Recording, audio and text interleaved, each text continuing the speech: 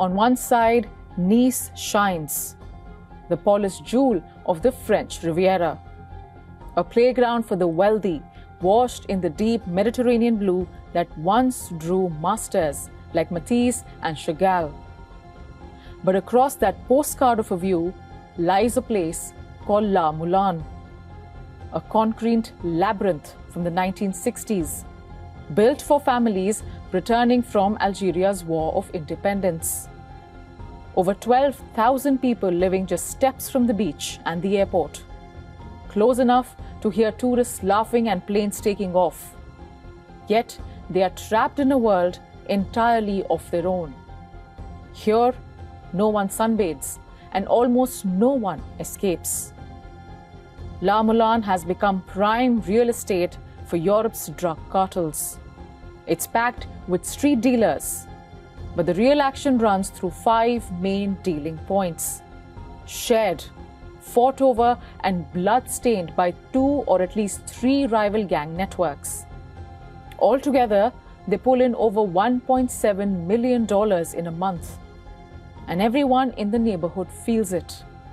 The trafficking, the fear, the killings that come like clockwork as crews settle scores and redraw territory lines. Since 2013, the estate has been labeled a, quote, priority security zone. But lately, the violence has turned darker. Just last July, 7 members of one family, 3 of them children, were burnt alive in their apartment. Residents say the father, a dealer, locked up at the time, had rivals who wanted to send a message.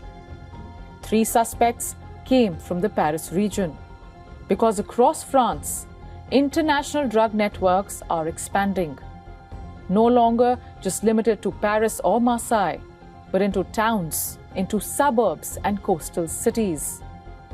At this point, France's new interior minister has warned that France risks sliding towards a Mexicanized narco state. If you think that he is exaggerating, consider what happened just last week. Mohamed Amria, France's most wanted criminal, was arrested in Romania after spending a year on the run.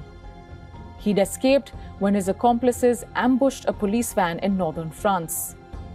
Down here on the Riviera, the cartels see opportunity. There's Marseille nearby. There's money everywhere and a coastline that never stops moving. Government records show nearly 350 kilos of cocaine was seized in the region just last year. And this is just a small percentage, a sliver, of what actually goes on the streets. And these networks keep growing. In Marseille last week, a major trial opened. 22 suspected traffickers with alleged ties to the Italian mafia. According to court files, the alleged kingpin, police identify him as Patrick V. Now this man lived like royalty. Suites in Thailand, in Greece, Brazil, $32,000 blown on luxury rental cars in Cannes. His wife has gambling fortunes in Riviera casinos. In France's underworld, bosses like him often run their empires from behind bars, directing street teams from a prison cell. But every so often, there's an exception. Take Wahid Ben Faiza, one of France's most notorious drug lords.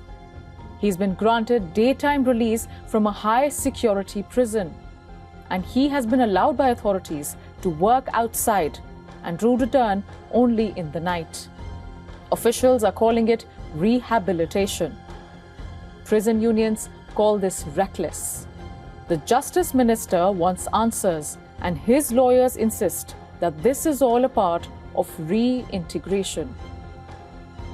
Whatever be the truth here, one thing is clear. At the French Riviera, beneath the sunlight and the celebrity gloss, a war is unfolding. It's quiet, it's profitable, and increasingly out of control. The question is, can France really do something about it?